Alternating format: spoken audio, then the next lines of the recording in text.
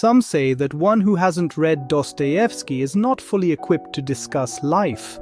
And today, he's here.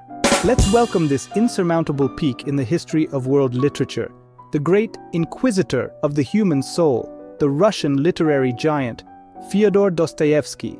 Здравствуйте, учитель Dostoevsky. Здравствуйте, большой брат. Mr. Dostoevsky, having recently read your The Brothers Karamazov, I was deeply shaken. It feels like I want to communicate with you, but I don't know where to start.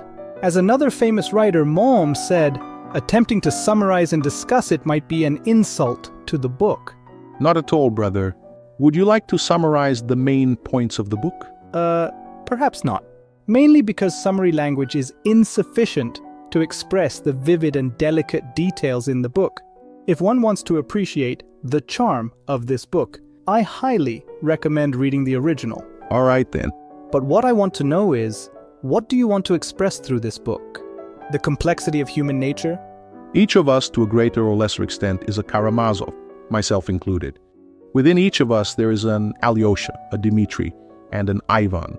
Some say that the three traits of the Karamazov brothers are all reflected in you. The gambling and indulgence like the eldest, Dmitri. The rationality and even the fascination with utopian socialism like the second, Ivan. And of course, the need for spiritual support like the faith of Christ in the youngest, Alyosha. Even the stinginess and harshness of old Karamazov are a reflection of your father. Is that so? That's one way to interpret it. Why do the characters in your works have to be set as split personalities? Is this your worldview? Isn't that the reality? My experience in Siberian exile made me deeply understand the suffering and complexity of human nature. Even I am a product of this complexity. From a moral standpoint, as Turgenev said, I might be the most evil Christian he ever met, but still I have created so many literary works. At least I am a decent writer, right? People are accustomed to judging your works as tragedies, but I feel that this is not your intention. My works indeed have a special fondness for suffering, with many characters existing and struggling in it, allowing us to see the true face of human nature. Here there is both the darkness and the brilliance of humanity. To call this a tragedy is certainly not appropriate. I would rather call it a kind of quest. A quest?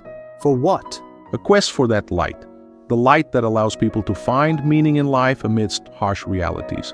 In the Russian society of your time, with the influx of European Enlightenment thought and capitalist civilization, many people began to fall into a spiritual crisis. People were unclear about whether God exists. If God exists, why is there so much evil? If God no longer exists, can rationalism help people achieve happiness? This is the background of my creation. After rationalism drove away God, everyone gained complete spiritual freedom. But if there are no higher laws to restrain humanity, pure rationality will only cause social disorder. Just like the rational Ivan, who chose the act of patricide. If the cost of obtaining the truth is such, then I would rather be with Christ than with the truth.